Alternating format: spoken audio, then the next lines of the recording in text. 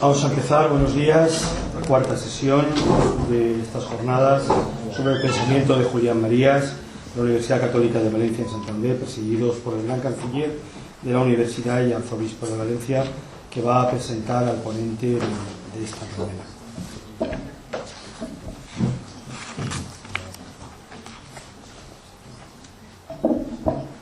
Agradecemos a don Alejandro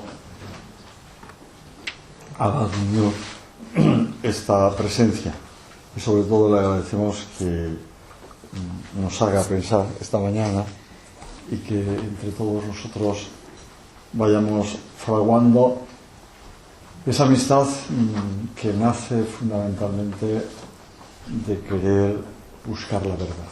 La verdadera amistad nace de ahí. Y eso es lo que estamos intentando hacer en este curso también. Don Alejandro Abad Muñoz nace en Madrid en el año 1964, por tanto es muy joven. Realiza sus estudios de enseñanza primaria y secundaria en Madrid y Mahón, donde residió hasta el año 1982. Hizo también estudios preuniversitarios en Nueva York, antes de iniciar los de Derecho, de los que se licenció en el año 1989 por la Universidad de Alcalá de Henares. Ejerce como abogado desde 1992 y en 1996 conoce a Julián Marías, con quien empezó a tener, junto con otros jóvenes de su edad, una relación de amistad que se prolongó hasta la muerte de su maestro en el año 2005. Durante estos últimos años colaboró con la revista Fuente de Razón, para la que escribió varios artículos, además de transcribir conferencias de los ciclos dirigidos por Julián Marías, que organizaba la Fundación de Estudios Sociológicos, FUNDES, que Julián Marías presidió. Y desde 2008 preside la Asociación de Amigos de Julián Marías. El lema de Marías, que por mí no quede, ha sido pues el referente, yo creo, de don Alejandro en el quehacer diario que ha tenido. Por eso esta ponencia o esta conferencia que nos da la recopilación,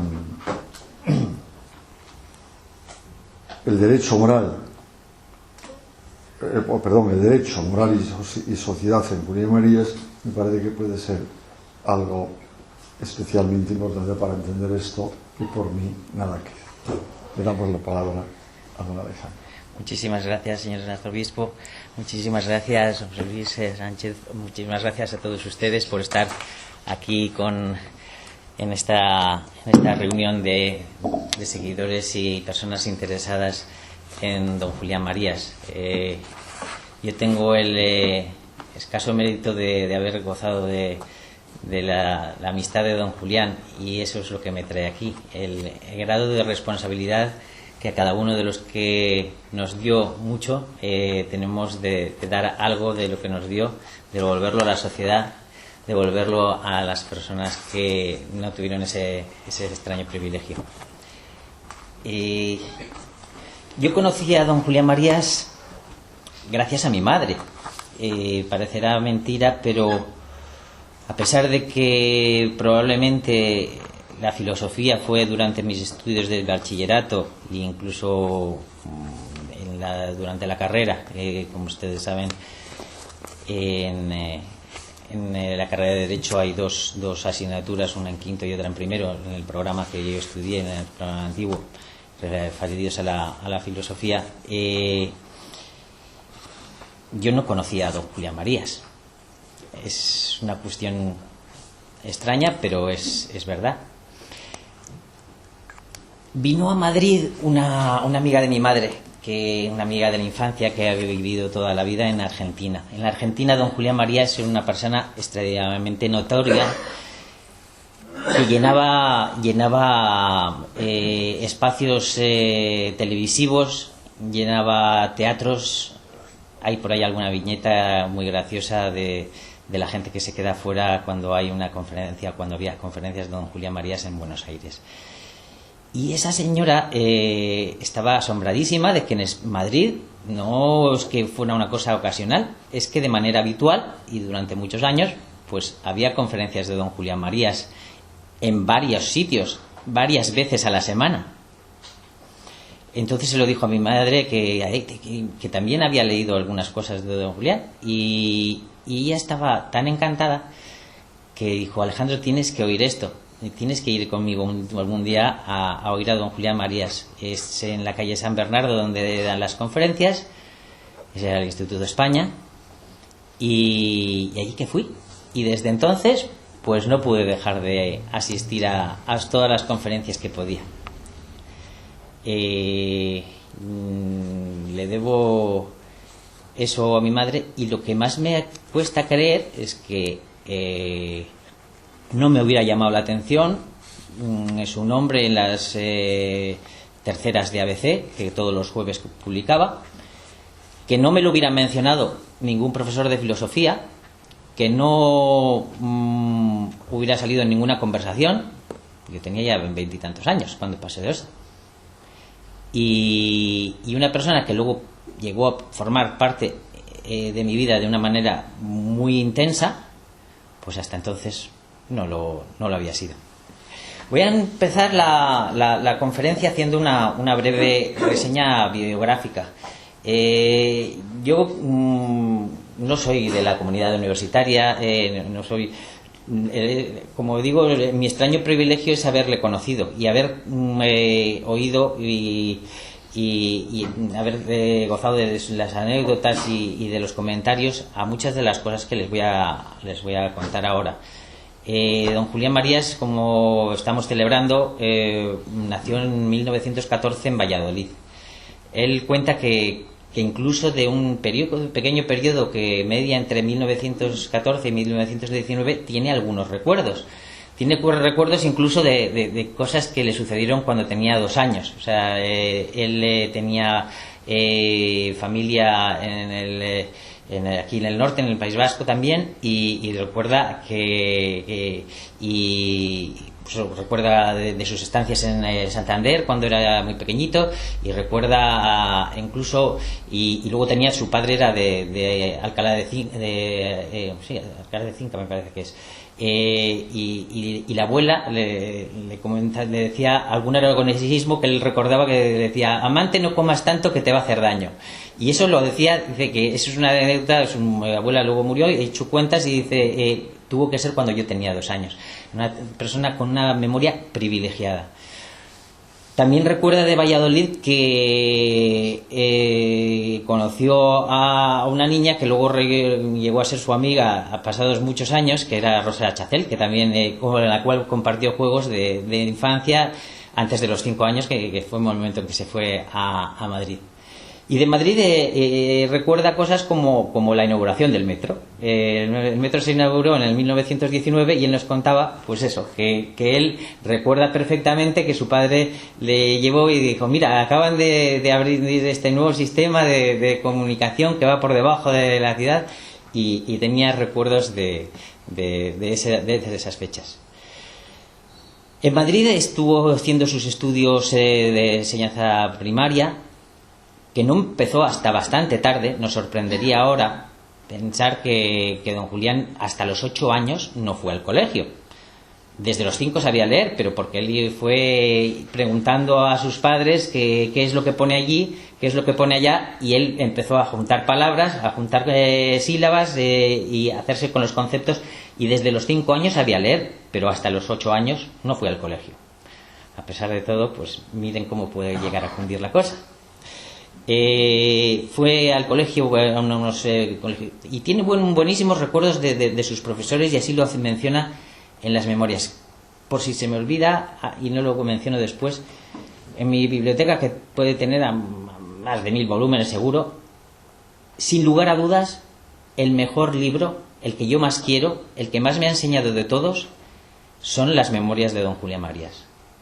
Lo recomiendo fervientemente a todos. Además, tenemos la suerte de que, si bien fue en primer lugar fue publicado por Alianza Editorial en 3 volúmenes, con fotografías, y al poco tiempo ya alguno de los volúmenes dejó de ser reeditado y era complicado. A mí siempre me ha gustado regalar libros de don Julián Marías. Era complicado conseguir los 3 para poderlos regalar. Hay una editorial que se llama Páginas de Espuma, que lo tiene en un solo volumen, y si bien en la primera edición no traía fotografías, consiguieron a través de contactos con la familia hacer una edición con todas las fotografías recopiladas de los otros 3 volúmenes, y es verdaderamente ilustrativo. Las memorias de don Julián Marías no solamente son un ejercicio de filosofía aplicada, porque se leen como una novela. Él dice que la vida humana es argumental, tiene un argumento.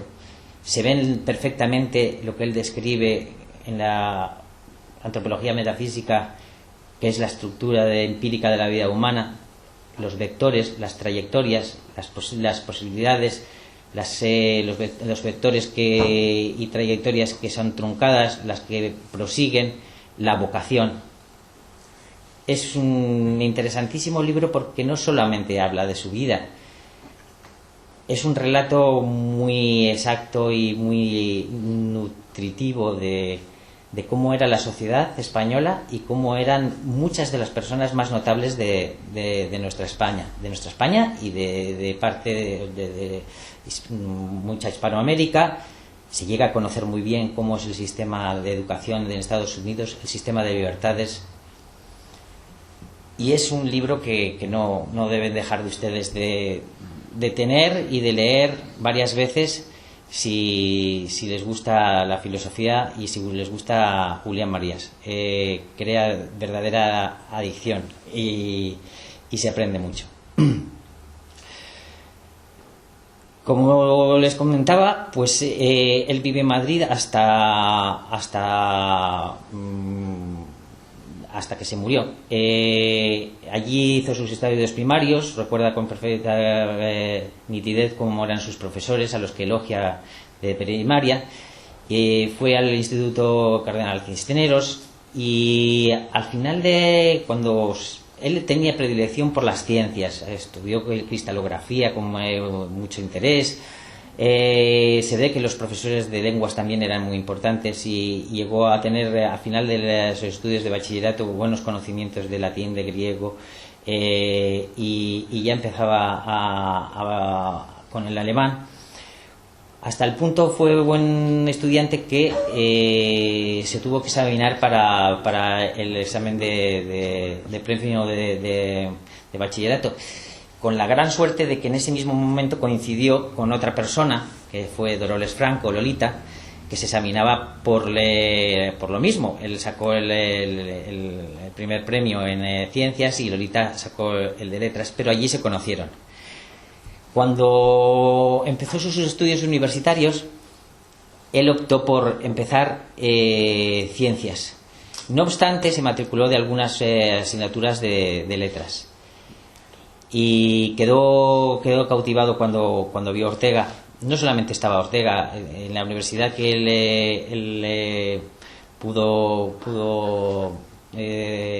a la que pudo asistir, estaba Gaos, estaba Manuel García Morente, que sería su amigo hasta que muriera. Estaban una cantidad de profesores que luego pues han llegado a ser, pues eso, lo que llaman la edad de plata de la intelectualidad española. Fue una cosa increíble. Cuando acabó los estudios universitarios, como ustedes saben, empezó la guerra civil.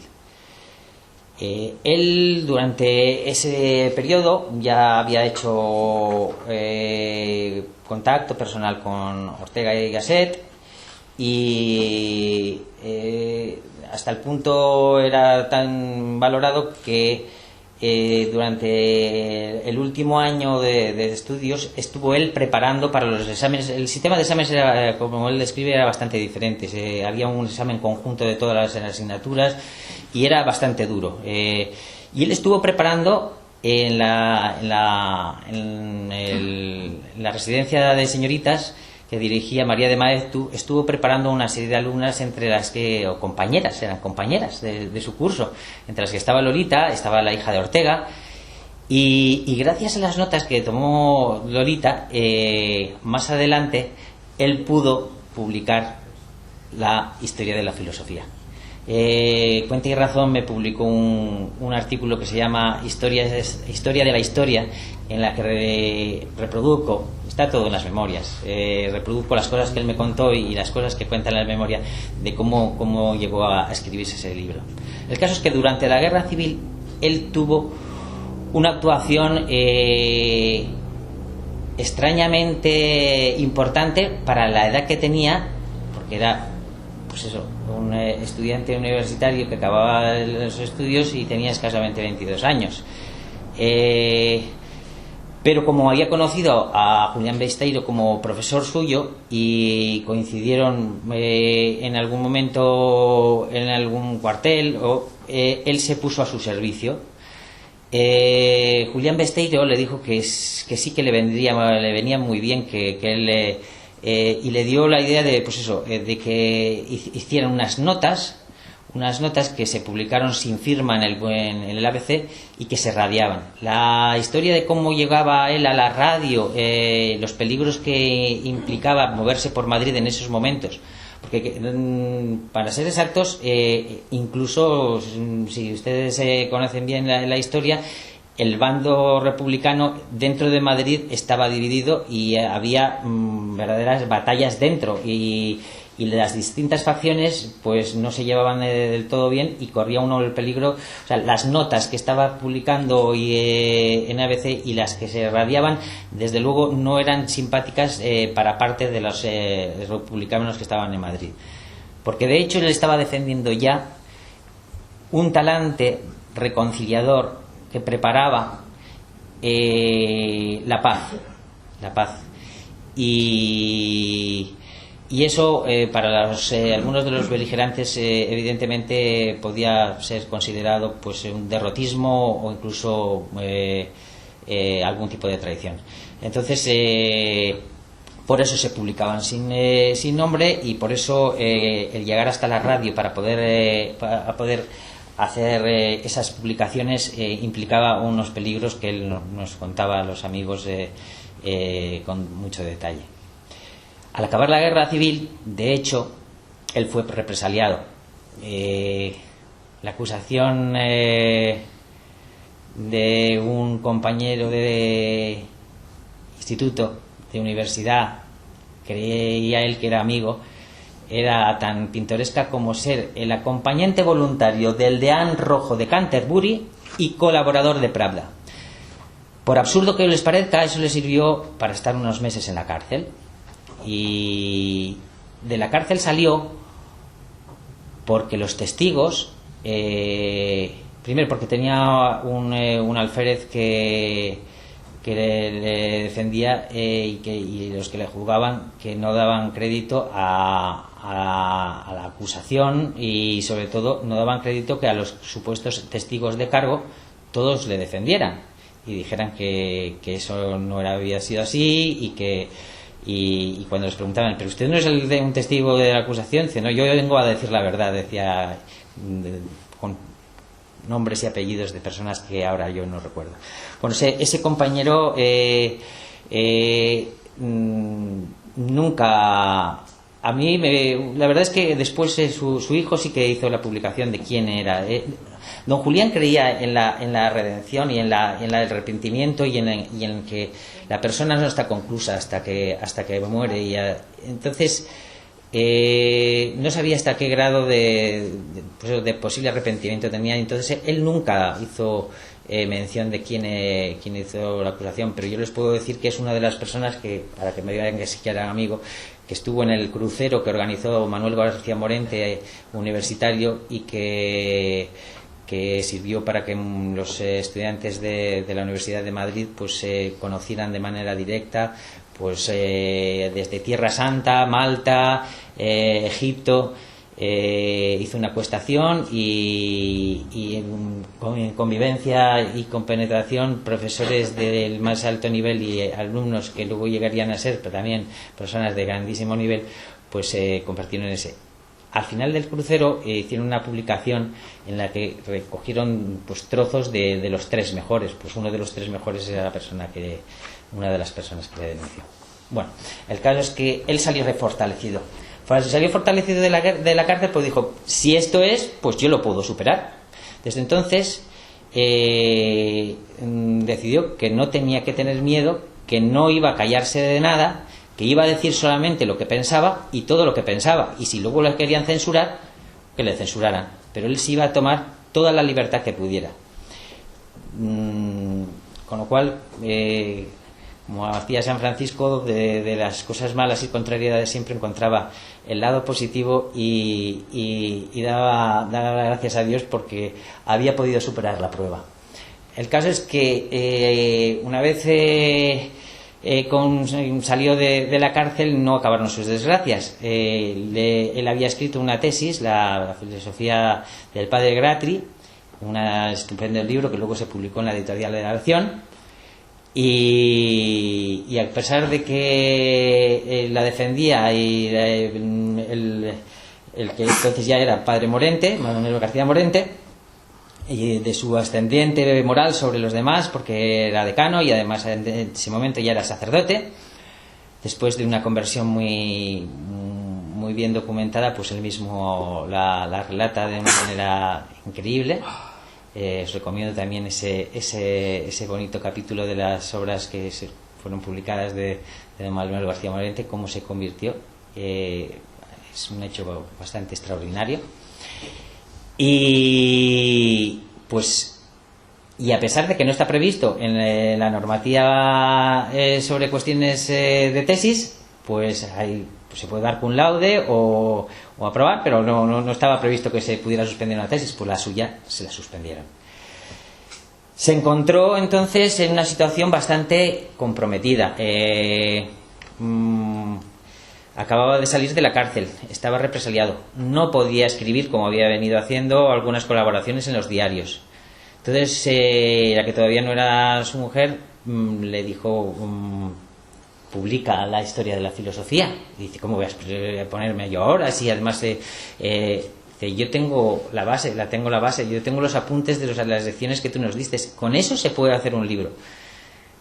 Con tanta suerte que ese libro es el que todavía Alianza Editorial sigue, después de que lo hiciera durante muchísimos años la Revista de Occidente, sigue haciendo ediciones, no sé si eran por las 70 o algo así.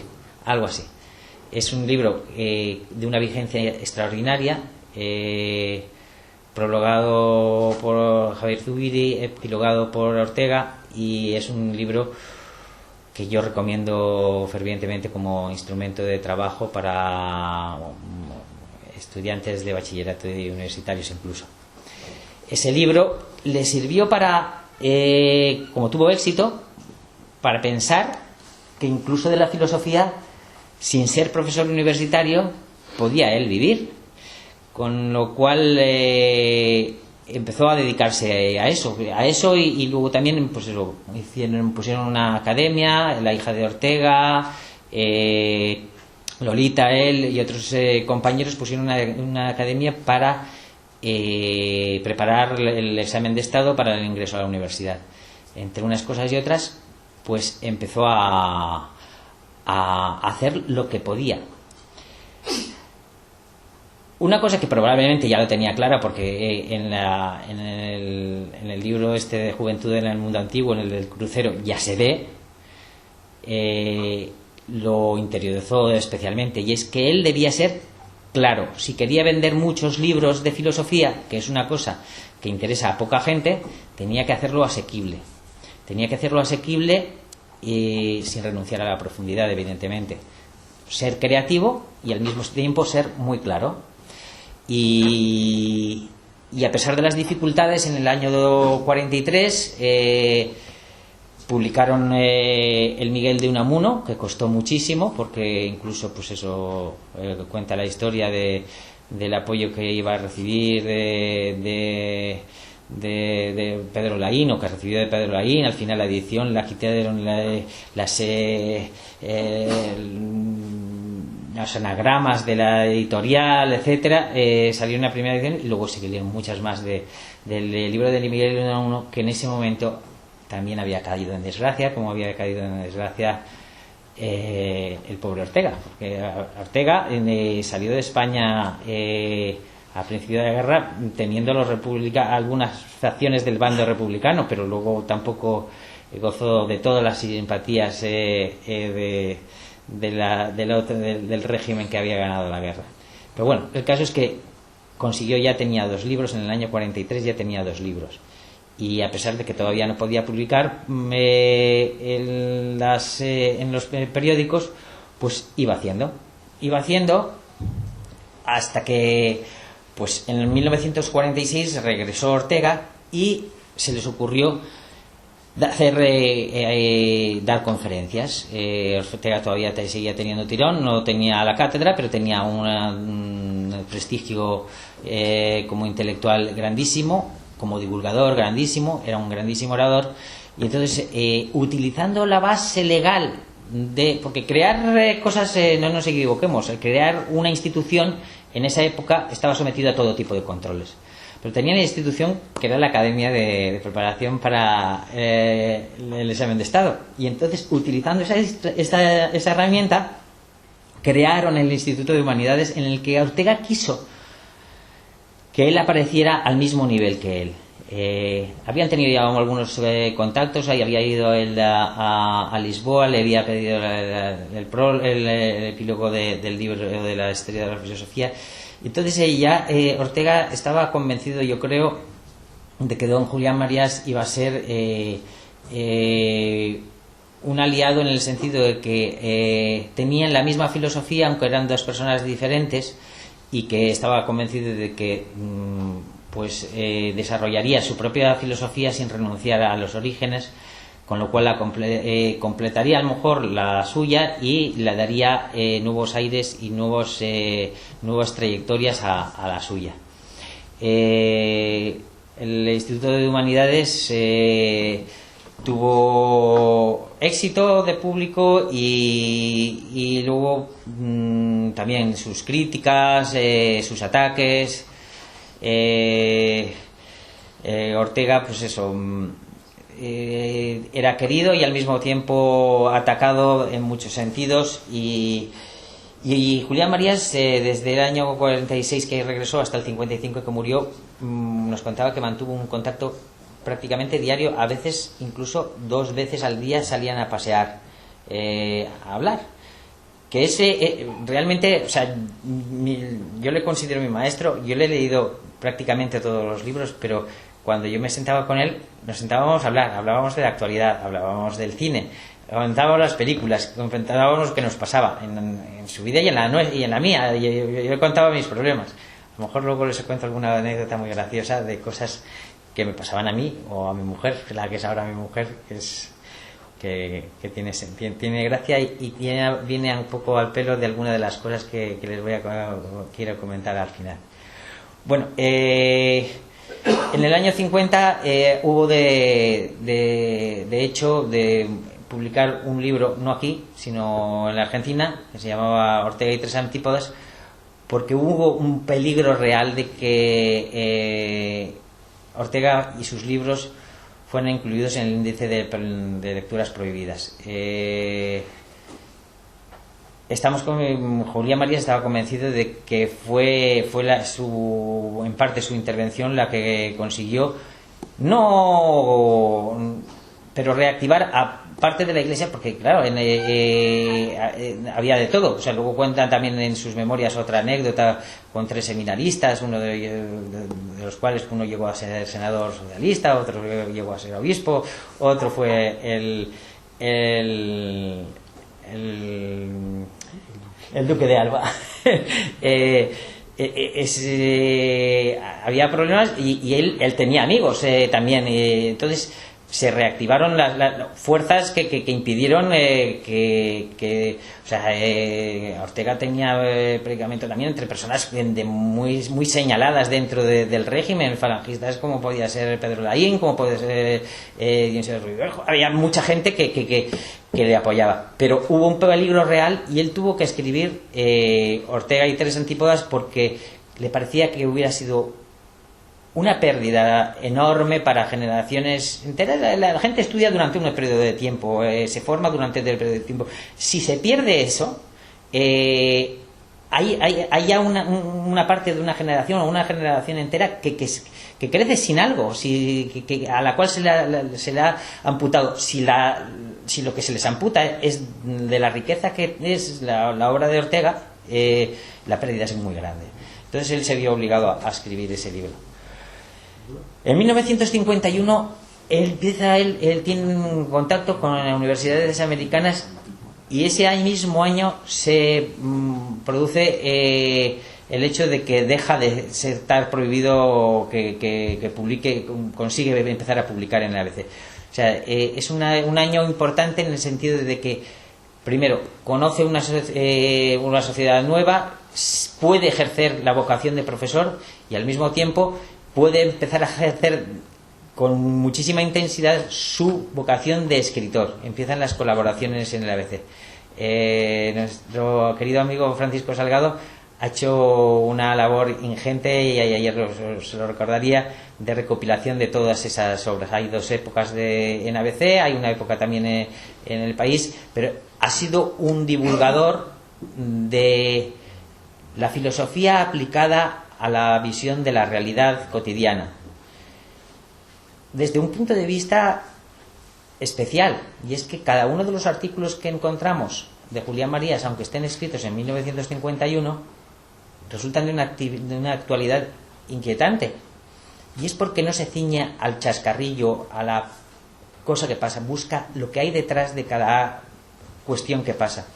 Y eso es universal, y eso sirve para mucho tiempo. Pasa un poco parecido con las obras de Ortega, que estaba hablando de unas cuestiones que nos inquieta mucho pensar que no se han resuelto y que podían haber sido escritas ayer para las cosas que pasaron antes de ayer, y publicaron los periódicos de nuestros días. En 1955 muere Ortega. Dice don Julián Marías que fue para él desolador, fue quedarse sin su maestro, sin su apoyo, sin un amigo íntimo, y empieza a escribir un libro que él sentía con dolor la poca repercusión que tuvo, que es Ortega, Circunstancia y Vocación. Está en Alianza, revista de Occidente, y forma conjunto con otro que se llama Las Trayectorias, que fue escrito muchísimo después. Es un libro interesantísimo, y él comenta en sus memorias eso, que le parecía desolador la poca repercusión, aparte de poca tirada desde el punto de vista comercial, pero no hubo comentarios, fue un silencio, no había eco.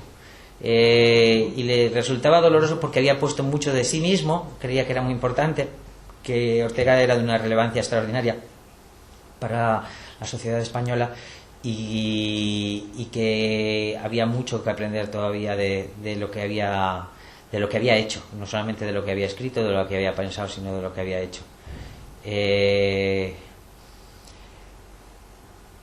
En 1960 publica este libro, y del 60 al 69 se produce otro hecho interesante. Yo escribí también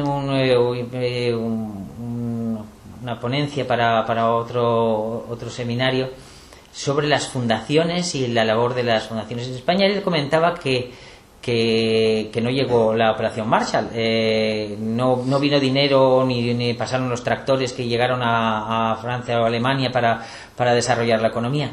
Sin embargo, de manera más sutil, los americanos fomentaron la libertad y el fomento de la intelectualidad, seleccionando determinados intelectuales españoles para promocionarlos en Estados Unidos como a través de sus fundaciones, de sus universidades, y a través de la Fundación Ford financiaron este proyecto que dio muchísimos frutos.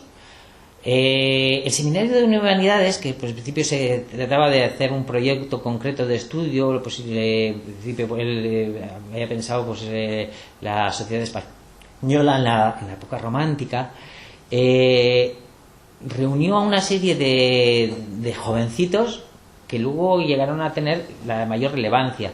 Acaba de morir Gonzalo Anes, que era el presidente de la Real Academia de la Historia, y este es uno de los alumnos de eso. Elio Carpintero, que yo le echo mucho de menos entre nosotros, porque realmente yo creo que es quien más sabe de Julián Marías, no solamente porque él lo haya estudiado muchísimo, sino porque es que ha convivido con él desde que era un niño muy pequeño. O sea, Elio Carpintero es hijo de un íntimo amigo de don Julián, que tenía el mismo nombre, que conoció en Soria cuando empezaron a veranear en Soria, cuando pues eso, le hablaron de un sitio que estaba muy bien, y a don Julián, y desde entonces hizo todas sus vacaciones.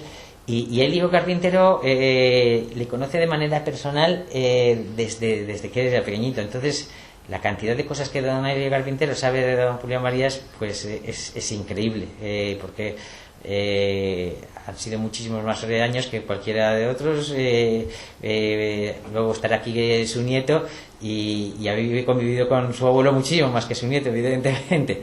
Bueno, Elio Carpintero, Martínez de Pisón, hay una cantidad de intelectuales, otros que luego a lo mejor pues nos resultaron tan fieles como Elías Díaz, estuvieron en el Seminario de Humanidades, y se hicieron unos se promovió la intelectualidad y los estudios ya no universitarios, sino de investigación sociológica, histórica, etcétera, etcétera, en una serie de personas. Y es una cuestión muy interesante conocer cómo trataron los americanos de influir sobre las élites para promocionar el cultivo de la ciencia, de la historia, de eso, a través de sus fundaciones. En 1964 se publicó La estructura social, y además ingresó en la Real Academia de la Lengua don Julián Marías. Julián Marías, los jueves uno no podía contar con él, porque los jueves era el día de la Academia.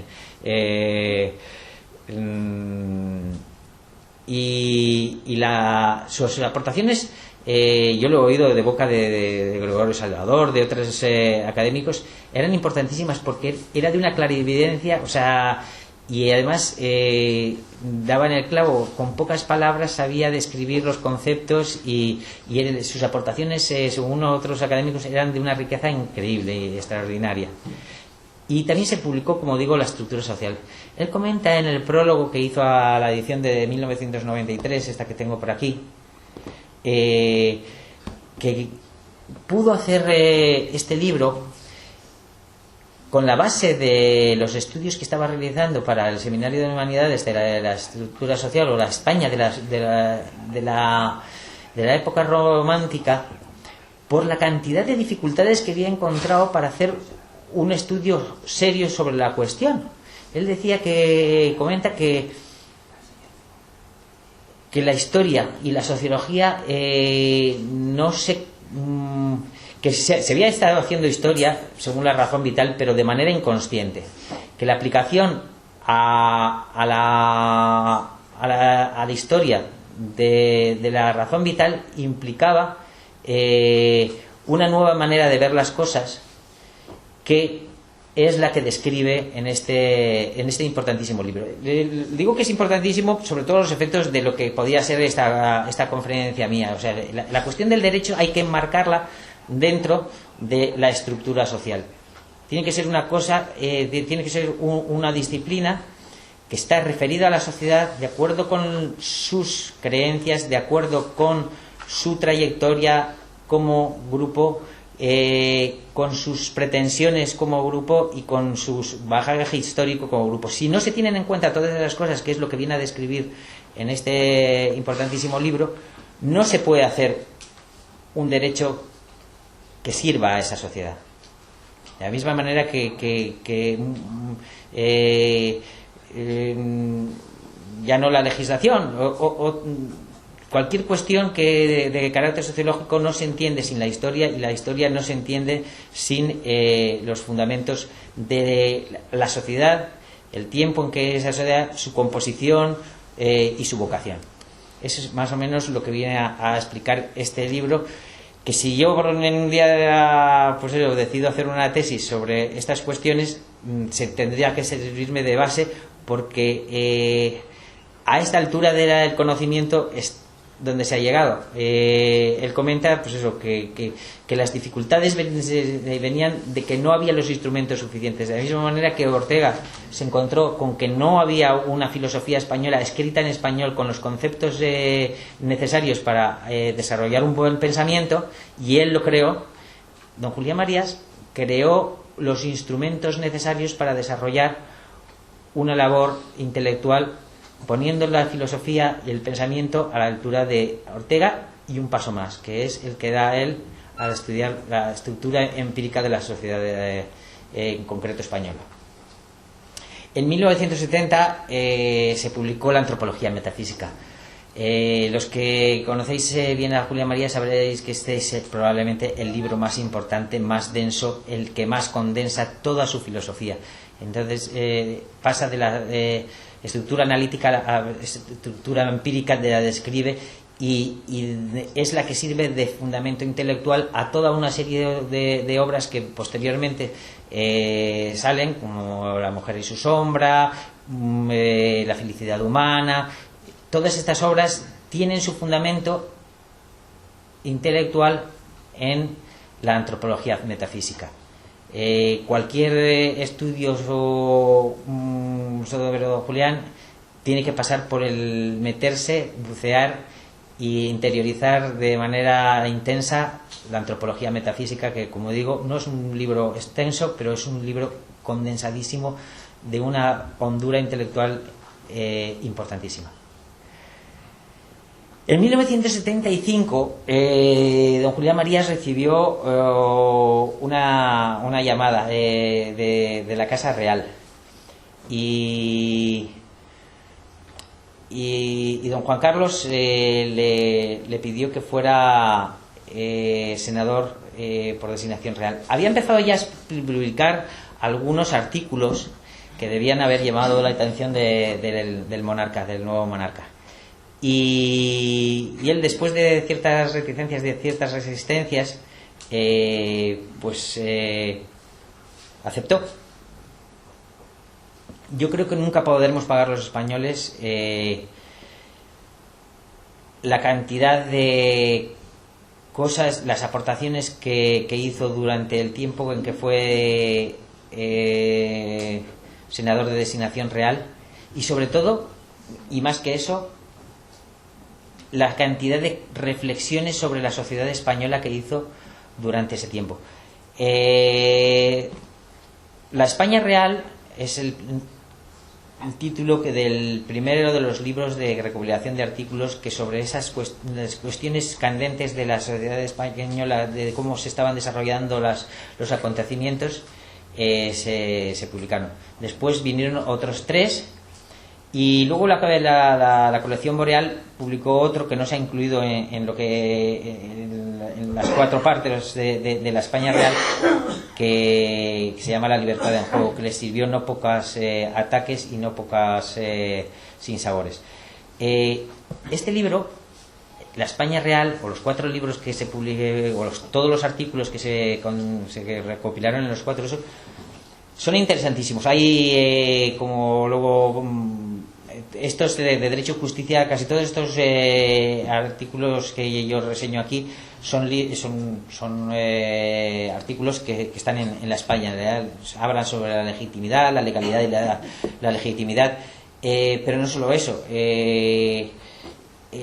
Habla de la monarquía, habla de la España de las regiones. La cuestión de las regiones, para que no nos equivoquemos, y su expresión más nítida está ya en la estructura social, que es del 64, como os estaba diciendo. No podemos decir que estuviera provocada por el hecho de que fuera senador de designación real y viera tropelías y absurdos en nuestro proyecto de constitución. No. O sea, su pensamiento está clarísimamente expuesto ya en algunos de los capítulos de la estructura social. Aquí habla de cómo se inserta la persona en la nación a través de su pertenencia a entidades inferiores, que son las regiones, y cómo solamente desde esas puede hacer rica realmente su aportación. O sea, uno es español no a secas, es español siendo un muy buen catalán, un buen madrileño, un buen andaluz,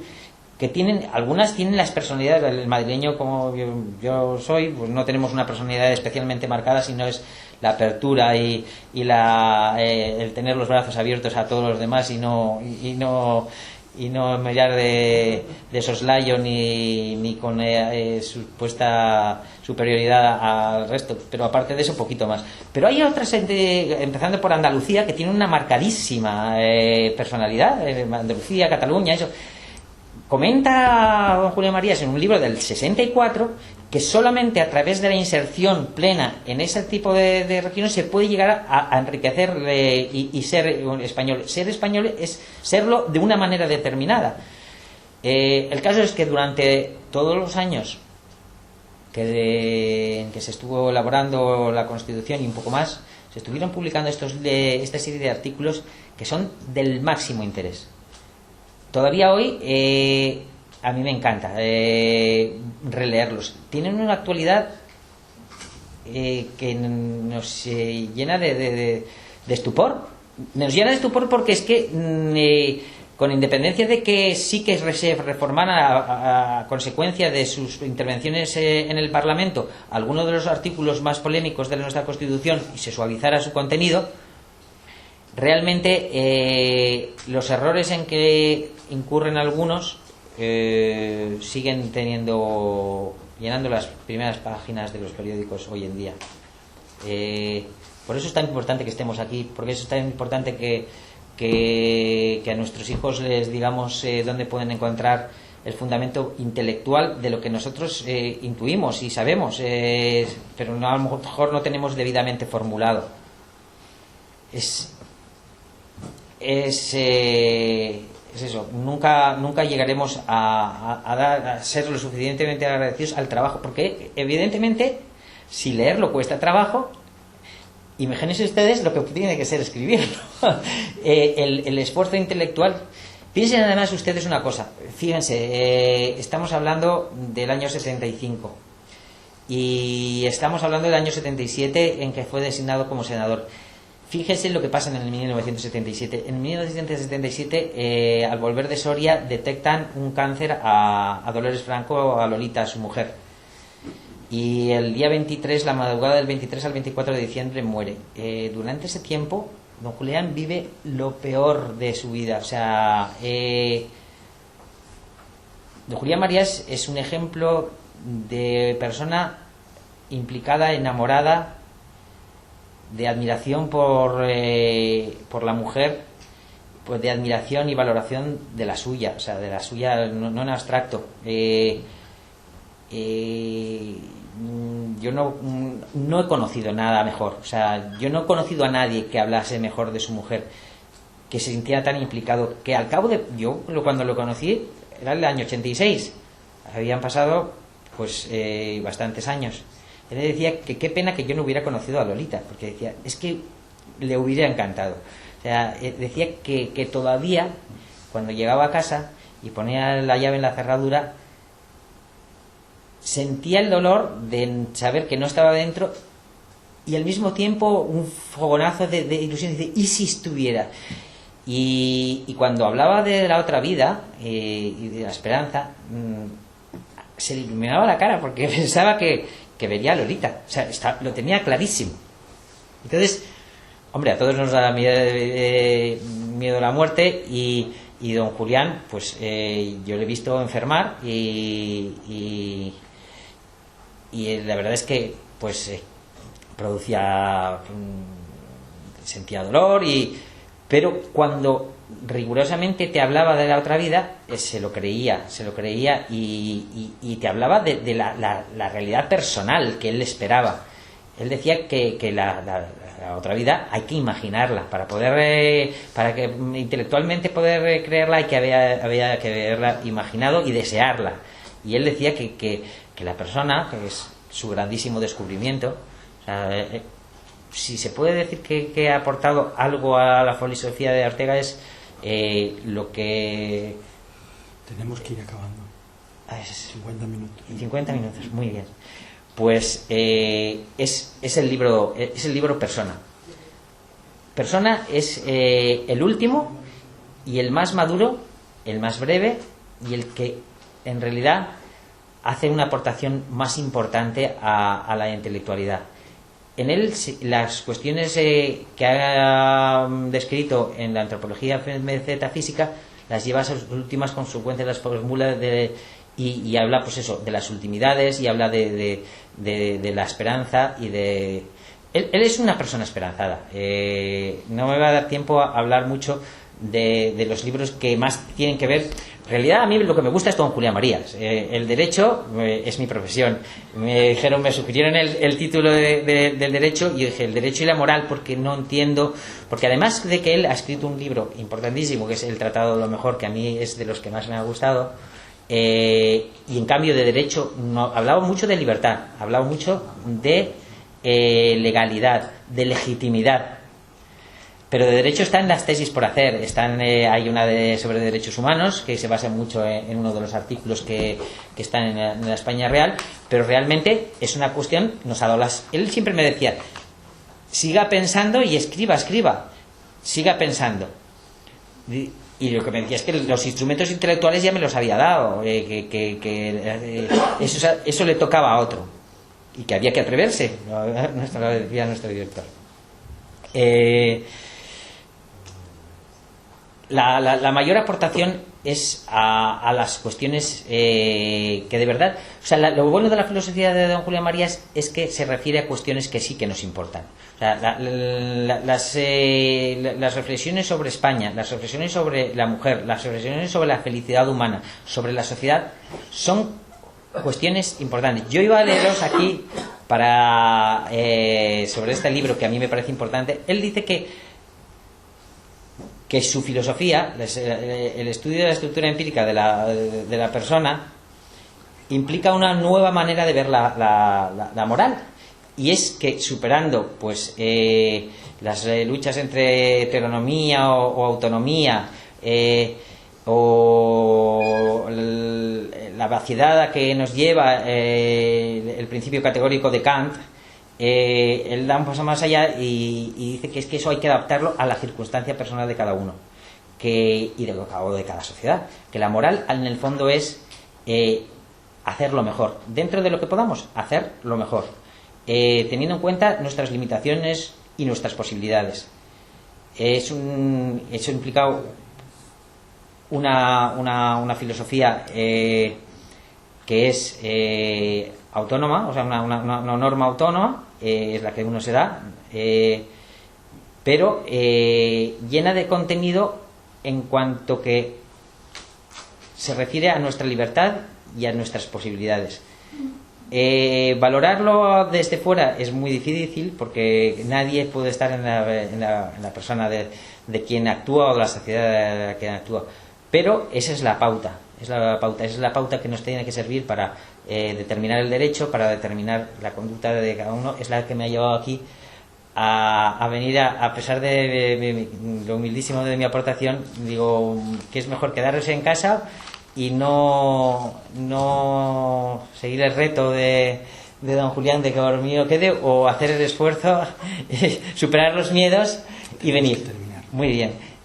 Y te lo agradezco, porque a pesar de que me encanta hablar de don Julián Marías, es eso, mis conocimientos y eso son también limitados, y lo que sí que quiero es, pues, si alguien quiere comentar alguna cosa. Muchísimas gracias.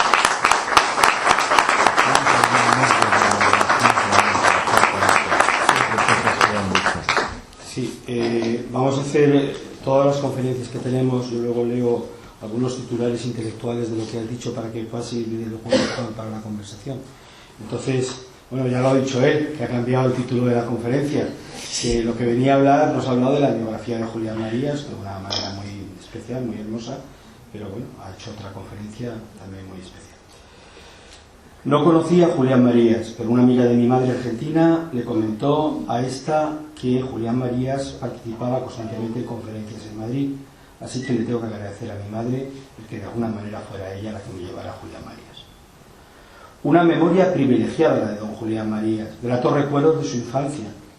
Preparó la paz desde la guerra a través de la radio y el periódico. Esto es una aportación muy bonita, muy bonita, se ha dicho muy poco, porque hay que tener en cuenta que era el poder constituido y las personas serias siempre el poder constituido lo toman en serio y hacen desde ahí lo que pueden, y él preparó la paz desde la guerra, aunque esto le costara la cárcel. Vive la cárcel, vive injustamente, cuando su misión fue vivir esta etapa como no te dice la verdad. Para él, la bandera de su vida fue justamente esta, la verdad. Salió de la cárcel con la idea de verdad y libertad más arraigadas. Suspendieron su tesis por razones políticas, es cierto, la papeleta ponía o sobresaliente o aprobado. Eso es una papeleta y no se cumplió. Publicó la historia de la filosofía con los apuntes de sus clases que le había dado a su mujer y a otras compañeras. Una historia fascinante que en casi todos los seminarios españoles estudiamos la historia de la filosofía María porque era la que más se adecuaba al pensamiento cristiano.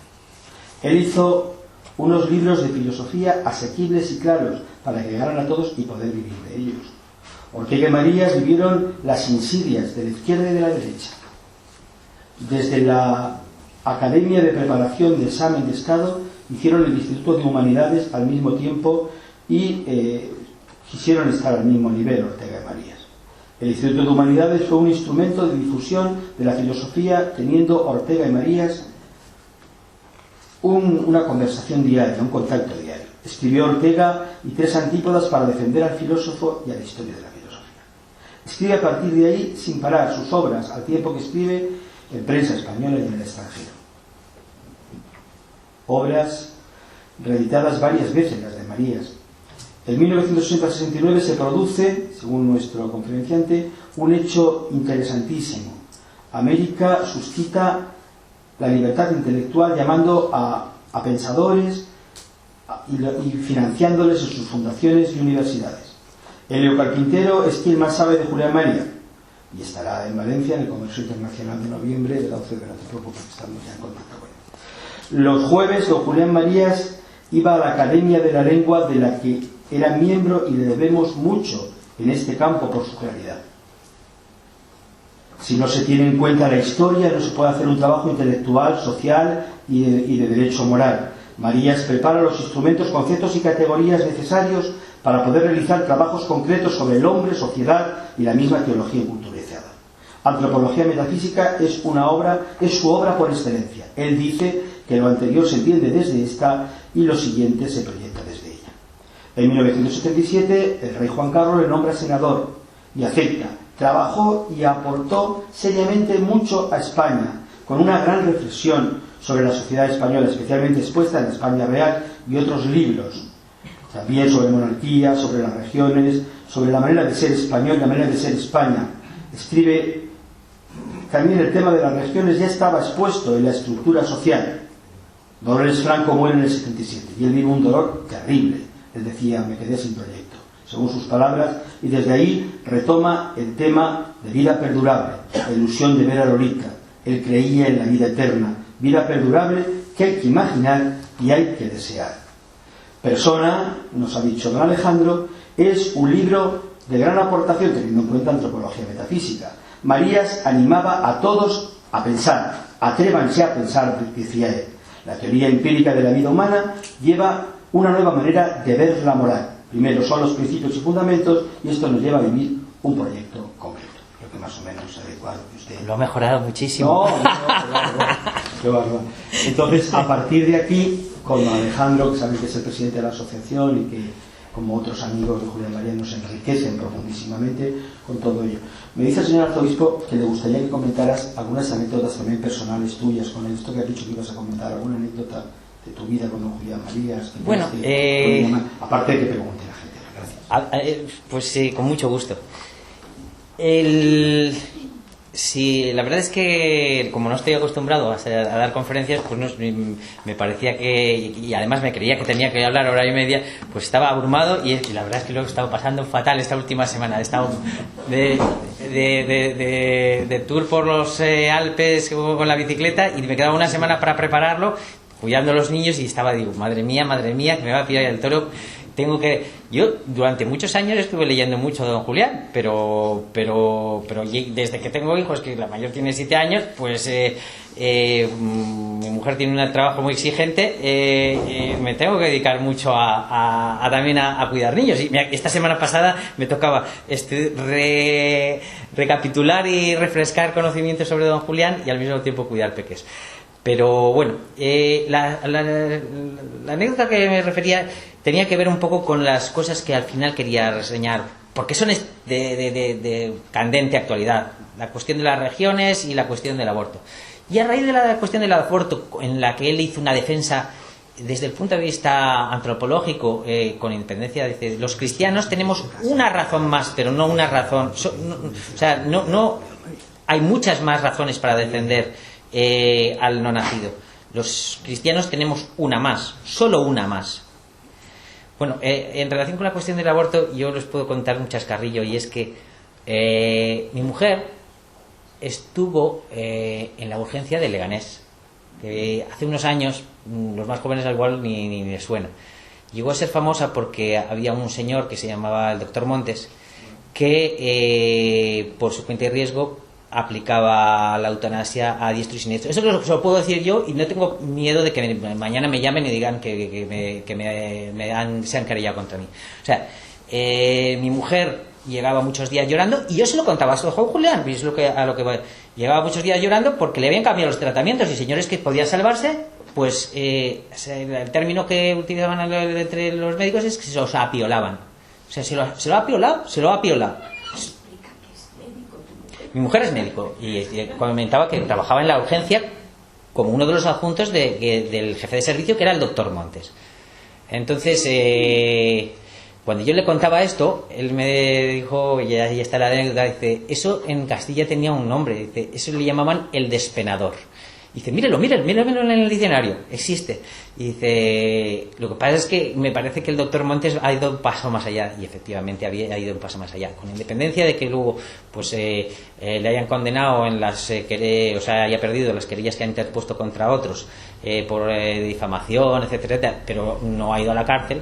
Ese señor, les digo yo, de la mejor tinta. O sea, mi mujer estaba de adjunta suya, y luego estuvo en la comisión de mortalidad. O sea, la mortalidad se había disparado un 90 y tantos % en eso, y llamó la atención, y por eso llegó a los periódicos, y sobre todo llegó a los periódicos porque no sabían de qué se trataba, y en un primer momento pues incluso los que luego le apoyaron mucho de mejor, ¡ay, que vayan a por él!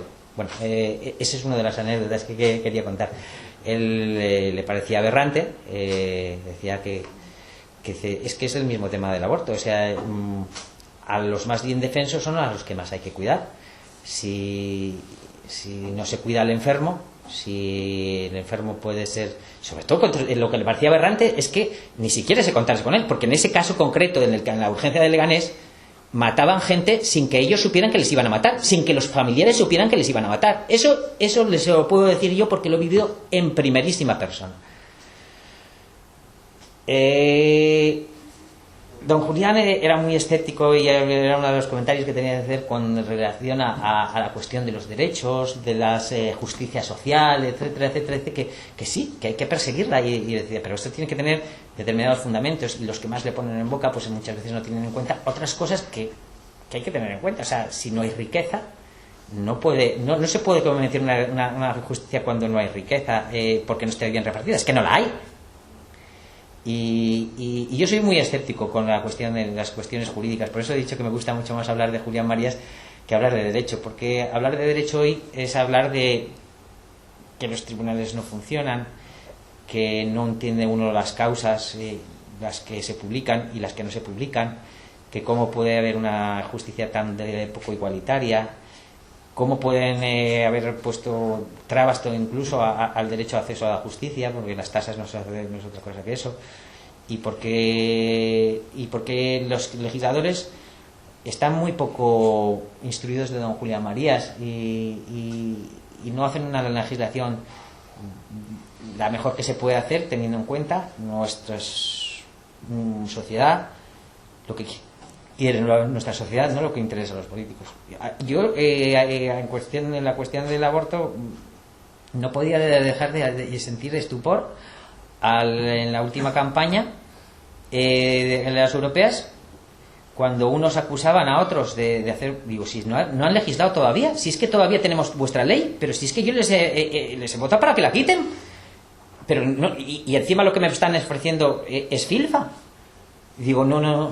¿No cree usted que falta, que eso sí que falta y entraría en el título de su conferencia, está usted entrando en la reflexión, ¿no cree usted que sí que falta el que se haga desde Julián Marías y desde otros pensadores un análisis serio de cómo el derecho, al haberse convertido en positivista totalmente, sin ningún diálogo con el naturalismo, ha acabado teniendo las cuestiones separadas de la ética y de la moral absolutamente, sin ningún convencimiento de lo que es la persona, de lo que es el hombre seriamente detrás, y por tanto es lo que se elabora y se vota y ya está, pero sin tener unos principios y fundamentos, y que a veces hay leyes que se cogen de Harvard o que se cogen de las universidades, y que quizás el pensamiento cristiano, las facultades de derecho canónico, las facultades de las universidades de derecho civil de la Iglesia, tendrían que trabajar también estos proyectos para que cuando en una autonomía, en las regiones o bien en el Parlamento Nacional se trabaja esto, haya otras opciones de donde coger las cosas. Porque muchas veces el tema está en que nuestros legisladores no son Julián Marías todos. Julián Marías hay uno. Entonces él podía, desde la filología, desde la filosofía, desde la teología, desde distintas realidades en las que se mira el hombre, él podía hacer ese análisis y dejarlo.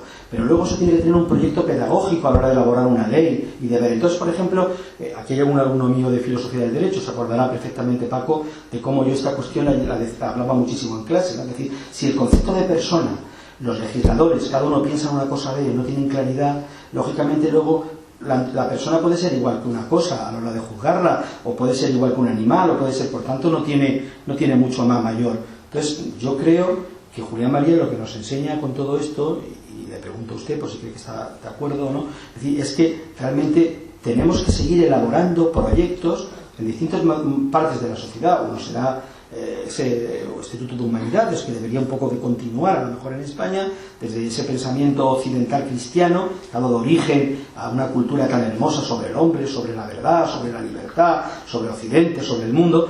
Yo creo que haría falta justamente el que se pudiera instrumentalizar este tipo de cosas. No sé qué opina usted. Me parece una evidencia. Yo encontré en algunos profesores de bachillerato y incluso de educación primaria ecos de Ortega. Me gustaría que don Julián Marías fuera mucho más leído para yo poder encontrar ecos de don Julián en la educación y en los legisladores. Yo echo mucho de menos, los legisladores, se legisla, como usted ha descrito, muy a la ligera, muy de manera partidista, muy para conseguir votos de manera inmediata. Haría falta un poco más de valor. En uno de los artículos que yo saqué de la web de nuestro querido Francisco Javier Salgado, encontré uno sobre el aborto que describe la contundencia con que el Papa Juan Pablo II defendió desde el punto de vista antropológico. Dice, el valor que le atribuía a don Julián es que a pecho descubierto y sin apelar a la moral de la Iglesia o a la cuestión del pecado, etcétera, hacía de la defensa del débil. Yo echo de menos que haya legisladores que en esta cuestión candente, porque él habla muchas veces de que le parece monstruoso, incluso pues eso, en algunos de la España que hablan de las libertades, habla ¿qué puedo hacer? ¿Qué me pueden hacer? Dice, y esta última pregunta, que es la medida de la libertad, ¿qué me pueden hacer? ¿qué puedo hacer? ¿Qué no puedo hacer? Refiere don Julián. Dice, se lo aplico también al no nacido. ¿Qué me pueden hacer? Me pueden destruir, me pueden evitar. Pero bueno, esta es una cuestión que a mí me ha encantado poder sacar, pero en todas las demás me encantaría tener ecos de que la gente en realidad, pues eso, se les notase instruidos, que o sea, tenemos las herramientas tan ricas, es tan el mensaje es tan esclarecedor y tan promisorio, tan lleno de alegría, de esperanza, de confianza en la persona, que me encantaría poder ver ecos en la legislación de todo tipo referido a eso. Y el amor por el lenguaje, su claridad. Yo a veces digo, pero ¿cómo se puede legislar tan absurdamente, con palabras tan retorcidas? ¿Cómo los legisladores y los abogados podemos estar todavía utilizando un lenguaje tan retorcido y tan poco próximo a las personas, a lo que se utiliza? Porque don Julián, con un rigor impresionante, con una profundidad increíble, utiliza su expresión es clara, es cristalina, Y luego otra cuestión que me parece de máxima importancia para este curso, porque si no quedaría esa parte sin haberla hablado. La segunda parte de su ponencia era sobre la moral. Usted ha hablado un momento de la moral. Yo ahí no estaba tan de acuerdo con la expresión que usted ha utilizado, no porque no sea, sino por la afinidad de este tema que yo estudié más con Marías, ¿no? Yo creo que igual que del dogma surge la moral en la Iglesia, de los principios y fundamentos surge la ética y la moral también.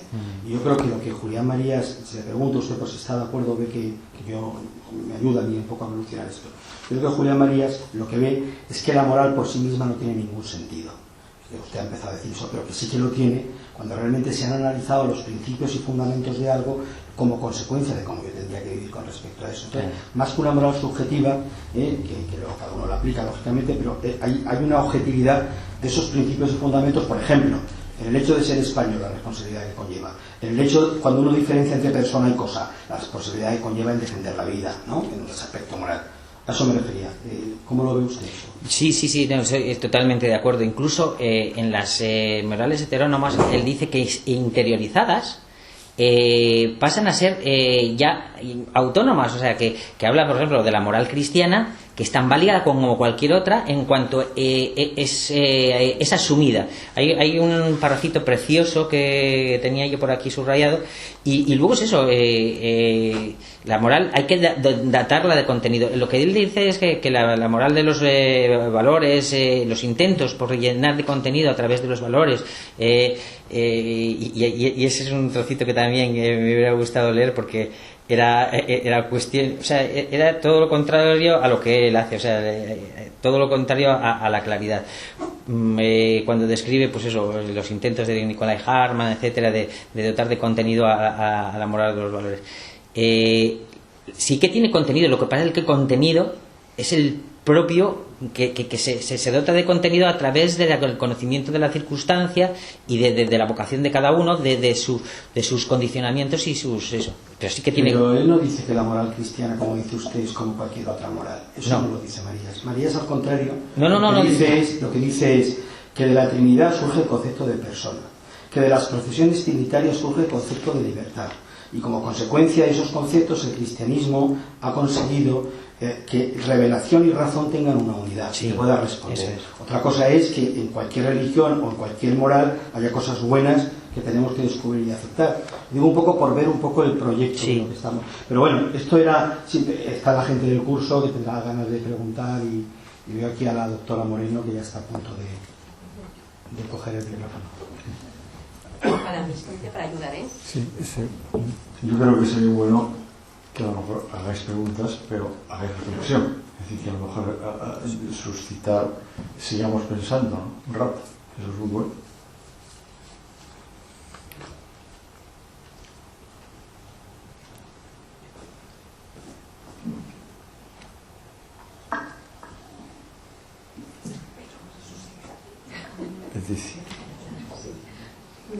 A mí me gustaría que comentases un poco, y es un concepto fundamental, vamos a decir, en derecho, el concepto de libertad que tenía Julián Marías. Libertad personal. Sí, él decía que la libertad no es la libertad, hay un sistema de libertades, que todas actúan en conjunto y que, sin ser mentira de que la libertad de uno acaba donde empieza la otra, dice que las libertades empiezan y terminan donde acaban otros del mismo sistema. Para él es una cuestión fundamental en el sentido de que quienes más hacen este libro va sobre la responsabilidad, la responsabilidad a la hora de tomar las decisiones. El contenido moral o inmoral de un determinado acto depende tiene que ver con la responsabilidad. Entonces lo que él señala es que quienes más consideran a la persona totalmente condicionada por todo y que son los que más están acusando, o sea, y los que más hacen responsable, los que más atacan la libertad son los que supuestamente menos la consideran desde el punto de vista intelectual. Él dice que nosotros somos radicalmente libres, aunque hay personas que tienen más libertades que otras, depende de los países, pero al final cada uno de nuestros actos puede ser el que hacemos, o hay una de posibilidades que no hacemos que implican el ejercicio de la libertad. Entonces él parte, toda su filosofía parte de nuestra libertad.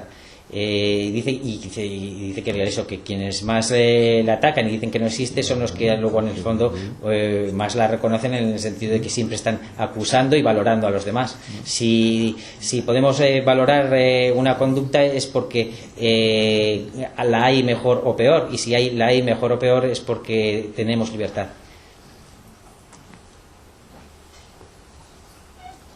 Allá, Juan Francisco.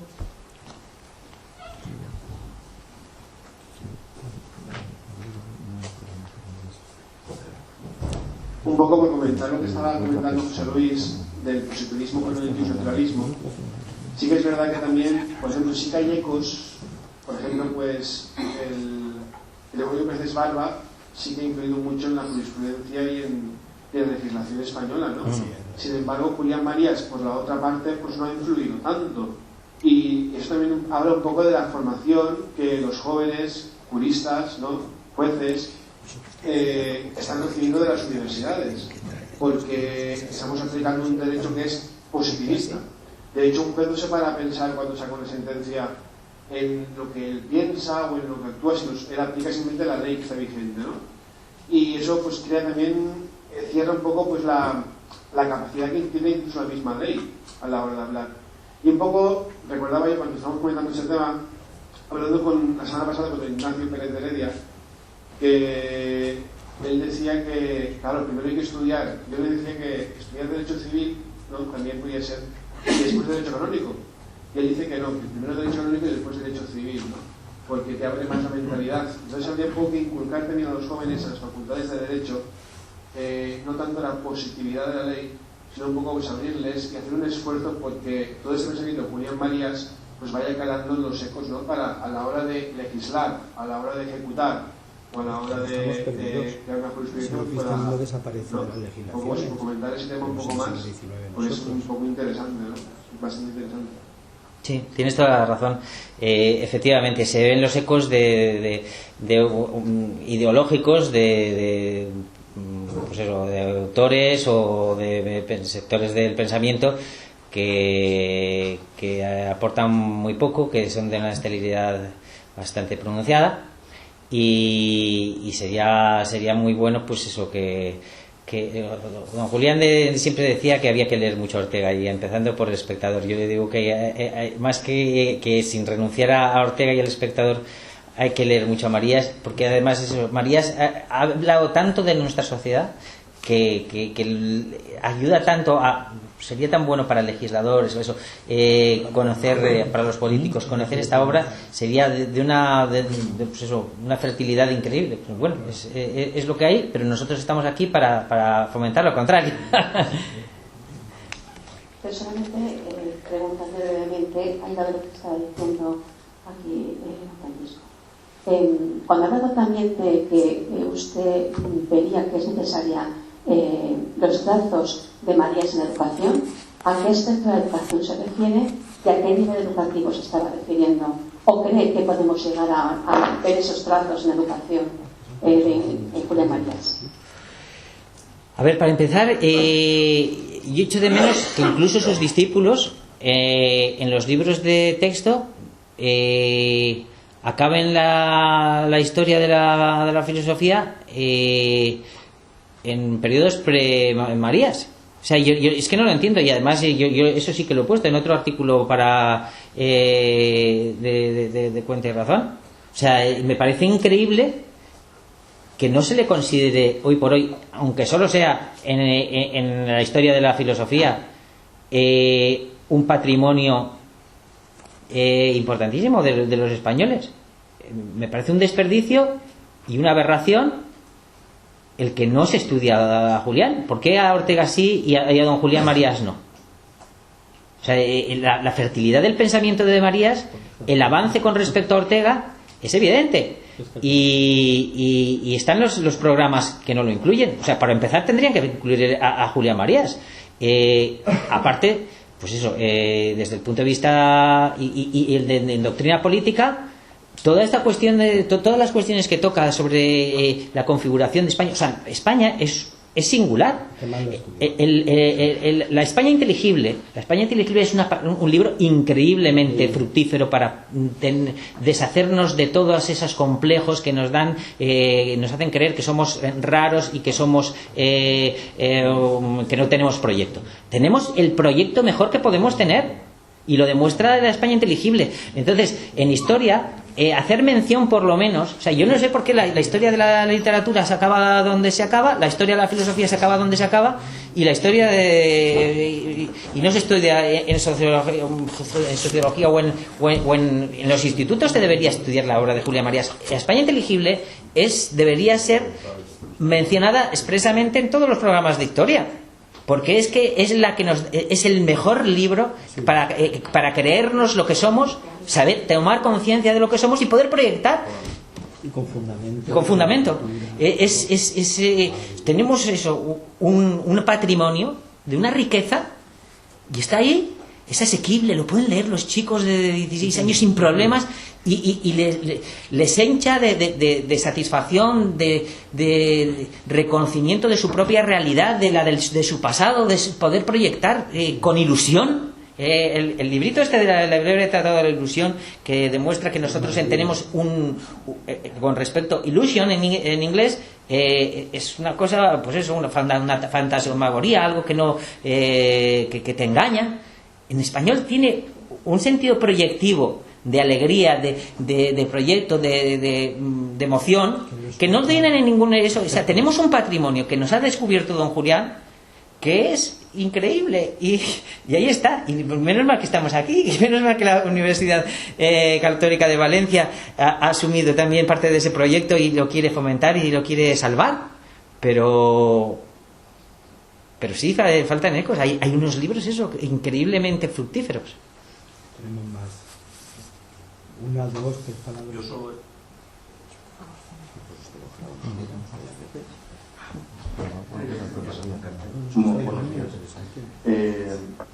es para continuar aportando a la cuestión que usted trae. Dice, ¿cómo no se estudia Julián Marías en los programas de filosofía, por ejemplo, de bachillerato? Yo he estado en la comisión de la reforma de las pruebas PAU del sistema interuniversitario de la Comunidad Valenciana, todas las universidades. Tuvimos reunión sábados durante año y medio para poder colar a Ortega, porque las propuestas iban de Simón de Beauvoir adelante. Y nos costó otro medio año poder poner a San Agustín, porque no salíamos de Séneca. Porque aquí el sistema es que se van a dar 4 autores y hay que negociar autor por autor, por cuestiones, evidentemente, ideológicas, políticas y luego editoriales. Entonces digo yo, nos costó año y medio poner a Ortega. En la vida hubiéramos podido poner a Julián Marías. Lo digo porque es una cuestión muy dura. Pedro, es que para que salga el debate que hizo el arzobispo. Mira, 10 años estuve yo en el Consejo de lo que es el Consejo de Estado de Educación de Madrid en la Comunidad Valenciana. 10 años que nos costó con el PP, que aparentemente eran más cercanos a nuestra sensibilidad, que apareciera en los formularios de fundamentos de educación el hecho religioso, ni siquiera el hecho católico, el hecho religioso, lo trascendente, diciéndoles claramente que teníamos desde Julián Marías y desde otros una proyección para poder hablar, porque claro, ellos siguen con el tema kantiano, lo que no se toca y no se ve no existe, tanto el PP como el PSOE, esto está asumido así de esta manera. Entonces claro, entrar a Julián Marías supone una revolución, porque supone que los no creyentes pueden decir, va, es que la fe es una cosa y mostrar a Dios es otra, es que puede haber un camino de mostrar a Dios y luego está, que uno tenga fe o que no tenga. Y entonces, y ver el nivel, como dicen algunos, que tiene el hecho de la creación, como el cristianismo lo ha pensado, que a nivel de otras teorías se quedan las otras a un nivel muy bajo. Porque a ver los protones y los electrones, si tienen sentido de la estética, si tienen sentido de la verdad, si tienen sentido del amor para tal. Entonces quiero decir que eso está ahí, ¿no? Perdona, pero es que 10 años, en nuestra comunidad, una comunidad que es del PP, que todo eso, pues mira, ¿cómo estarán las otras? Hemos vivido ahora la primavera y nos viene el invierno. Me refiero a la cuestión para la defensa del derecho católico y de nuestro cristianismo en la Comunidad Valenciana y en el resto de España. Si esto ha sido la primavera, esperemos a partir del año que viene. Bueno, ya veremos a ver, porque también nos armamos nosotros intelectualmente. Con un argumento como el que tenemos. Un tema muy importante que son las editoriales. ¿Quién ha hecho los libros de texto en España durante los últimos 40 años? Y libros impuestos. ¿Con qué ideología? Si es que esto es clarísimo. Pero ahora de los padres no. Pues no. A los padres se les han cambiado, claro, las editoriales. Claro. Es que yo quería preguntar eso, porque además es purista. Porque yo al final ya me estoy dando un lío. Sobre todo porque lo ha conocido usted. Porque a mí lo que más me interesa, nos han recomendado las memorias. Y yo en efecto, yo sigo otro autor, yo sigo a Robert Spemann, y no lo he conocido hasta que he leído su biografía. Cuando lo conoce. ¿Este hombre no murió decepcionado y triste? No. Correcto, es que es lo que estoy escuchando. Que murió ilusionado. Lo digo porque yo tengo una dilema. ¿Sigue la sociedad a la política o sigue la política a la sociedad? Usted ha mencionado el tema del aborto y ha mencionado además que Julián Marías era un hombre liberal. Yo ahí puedo discrepar más porque yo veo los resultados del liberalismo en Europa y veo un teórico en solidario, veo unas cosas. Pero bien, vamos a ver, el primer debate sobre el aborto en 1973 en el Congreso de los Diputados, entre Said de Cosculluela y Manuel Fraga Iribarne, tenía un peso ideológico. Yo he leído las actas del Congreso y había fundamentos éticos, morales y de derechos. En ese momento es cuando Julián Marías escribe sobre el aborto, yo lo he leído, escribe unas cosas maravillosas, con mucho sentido. El mismo año, Robert Spemann escribe un libro a propósito de la reforma del artículo 218 del Código Penal alemán, que es una auténtica maravilla, de un decálogo con los 10 argumentos que se dan a favor del aborto, y el uno a uno hace la contrarréplica. En mi opinión, don Francisco, esto ya está escrito, ya está hecho, está todo hablado. Es así, es así. Y sin embargo, seguimos escuchando ahora los mismos, reiteradamente los mismos, como si por acabar de reiterar no fuera razón, tenemos un rebajamiento de nivel hasta un nivel casi rastrero. Mi pregunta es, a lo mejor es verdad que la educación, es verdad que la formación, es verdad que introducir a Marías en la escuela, pero a lo mejor lo que habría que hacer también es ir al ámbito de lo político y formar a nuestros políticos. Yo no sé de qué manera, no lo sé, yo no tengo acceso. Nuestros políticos son nuestros alumnos actuales, los futuros son nuestros alumnos. No sé si me permite un momento, después de escuchar todo, yo querría decir algo que me parece que es importante. Julián Marías, en un momento determinado, lo recoge en las memorias, dice que el año 1931 para él supone una fecha de articulación de 2 generaciones. Bien, yo dándole vueltas a esta realidad, a mí me parece que no podemos estar nosotros siempre pues eso, doliéndonos, ¿no? Porque es que a veces estamos todo el día doliendo, como la dolorosa, pero la Virgen encima estaba contenta porque sabía que su hijo pues estaba a manos de Dios y que ella había puesto la vida a manos de Dios. Entonces nosotros la pintamos dolorosa, y es verdad que le dolía le dolía la humanidad, que no entendía lo que traía su Hijo Jesucristo. Bien, Yo creo que este momento, a mí me parece que la impresión mía es que el año 2000 supone exactamente igual en este momento de la historia cómo desaparece una generación y aparece otra generación. Y esto lo estamos viendo en España, por supuesto. Son dos generaciones. Y naturalmente, es decir, no sé, son dos generaciones que uno tiene la impresión inmediata de que de que alguna generación de lo que está apareciendo, pues no sé, hay ilusión, aunque sea minoritario, hay esperanza por unas empresas nuevas, hay confianza en que se puede hacer algo distinto de lo que se está haciendo. Naturalmente hay desconfianza a lo mejor en las personas que lo están haciendo en estos momentos, porque no acaban de descubrir que puede ser distinto lo que tenemos que hacer, ¿no?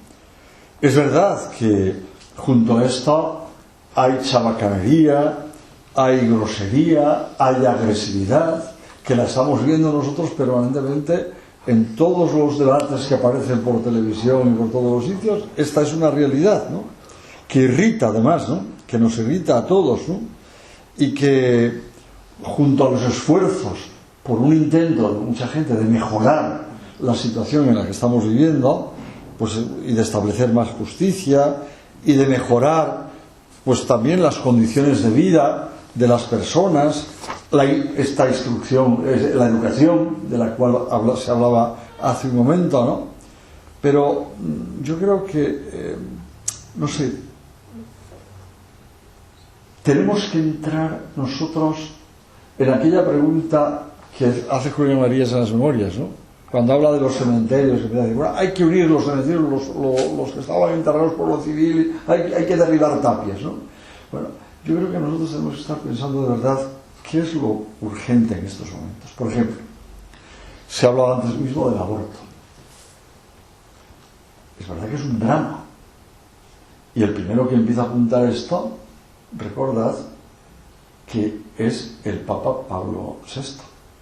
Sí, o de los primeros, había más gente antes, pero vamos, él lanza un grito a la humanidad que quizá nos reímos muchísimo. Estuvo una crítica terrible y un sufrimiento muy grande en lo que él dijo.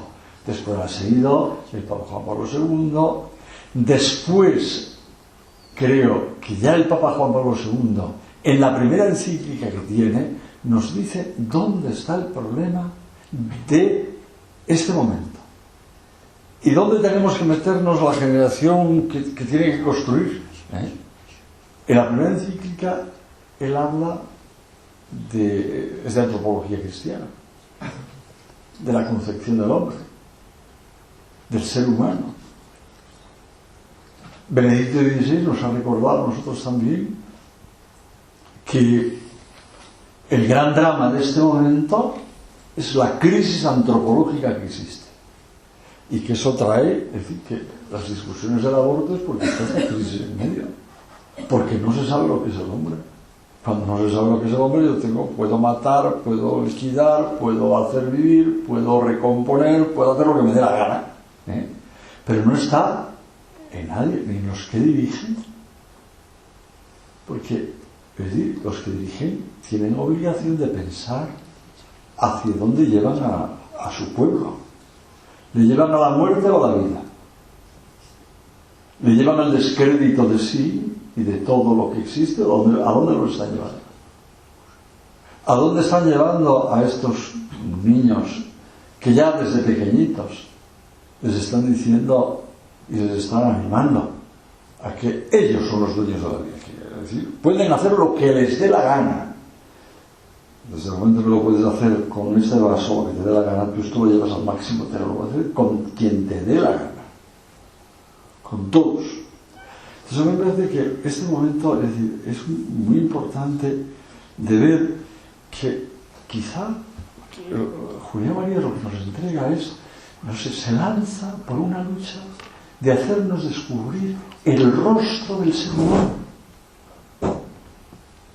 Y nosotros, los españoles, tenemos una historia que siempre apuntamos donde no hay que apuntar. Tiramos tiros donde no hay que tirar tiros.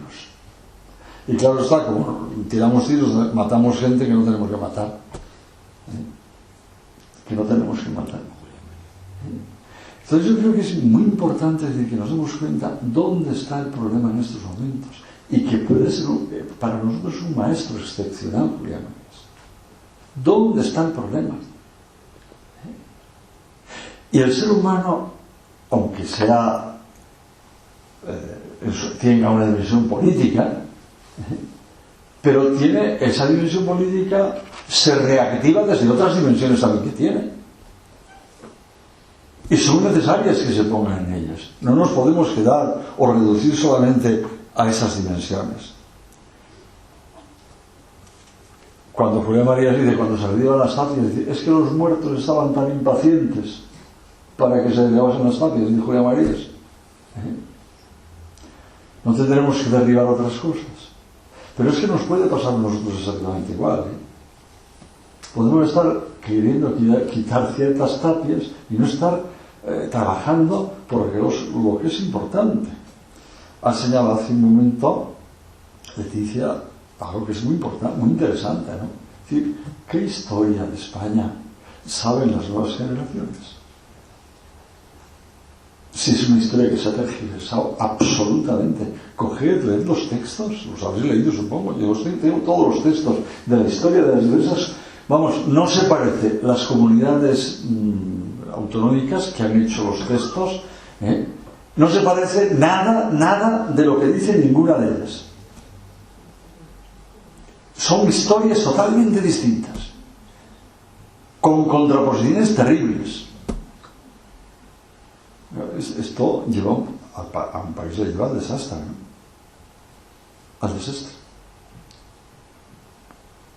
En el campo de la legislación, pues igual, yo estoy empeñado en la universidad, lo sabe don José Luis, y alguno más supongo, yo estoy empeñado que la Facultad de Derecho Civil y la Facultad de Derecho Canónico estén juntas. Yo no soy de Derecho, sé muy poco Derecho, sé lo que me enseñó en la Facultad de Teología en Salamanca don Antonio Rouco, pero sin embargo es verdad que la concepción de derecho que tiene don Antonio Rouco, que era la nueva escuela que Múnich, alemana, que comenzaba con Morholz y mucha gente por ahí, era un derecho que estaba el derecho canónico tan entroncado por la teología, que naturalmente esa legislación aparecía de otra manera distinta. Bueno, ¿por qué no ponemos al lado dos facultades que se ponen? Es verdad que cada una tiene su camino, pero no puede estar separadas. No podemos seguir diciendo en medio de la sociedad, bueno, eso es de los curas, eso pertenece a los... No, eso pertenece a la vida. El derecho canónico no es un derecho, no, pertenece a una concepción de ser humano que cuando le concibes de una manera, tú legislas de una manera. Y eso tiene que tener una interrelación entre ambos derechos, y no estamos perdidos. Pero esos son los esfuerzos que tenemos que hacer nosotros los que creemos de una manera. Y no estar, tirando tiros, que a veces estamos tirando tiros pues donde no tenemos que hacerlo. Y pienso que esto es algo esencial.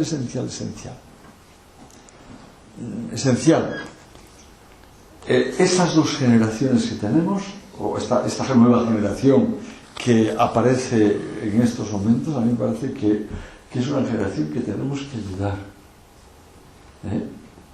Que no solamente es, por decir una cosa, no solamente es la generación que se apunta a Podemos. Hay mucha gente que se apunta a otras cosas, pero hay que decírselo.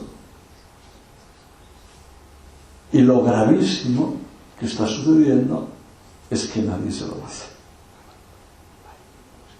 Que hay otros grupos que no se lo dicen. Sean de signo de derechas o de izquierda, igual. Y la gravedad del silencio trae una tragedia a la sociedad. La gravedad de los silencios.